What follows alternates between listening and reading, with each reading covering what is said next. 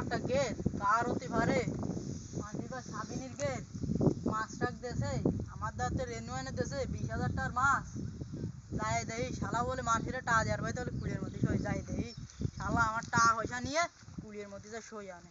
যাই দেখে আসেনি শালার সাবিন গিট্টে গুট্টে মানুষ ও সাবিন সাবিন রে ও সাবিন কি রে ওই তেত্রিশের কান আমাকে টাকা করা দিবি না নাকি দিবাড়ির মাছ শাক বেচে নেব তো ওরে বলে শুনেছি ওই তোর ভাই দুটো আছে আর দুটো আছে বলে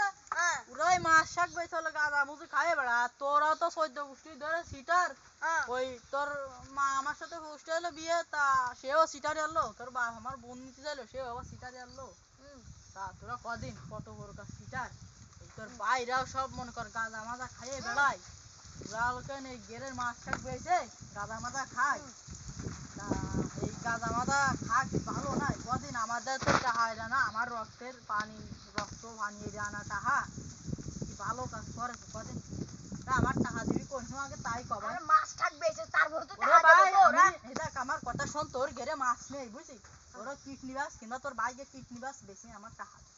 না ভাই চোদ্দ গোষ্ঠী ধরে সিটা তোর দুই ভাই আছে ওরা আরো বড় সিটার বুঝছিস তুই তার সাথে সিটারি বানা এরিস ও ভাই কি করছে ভাই এরা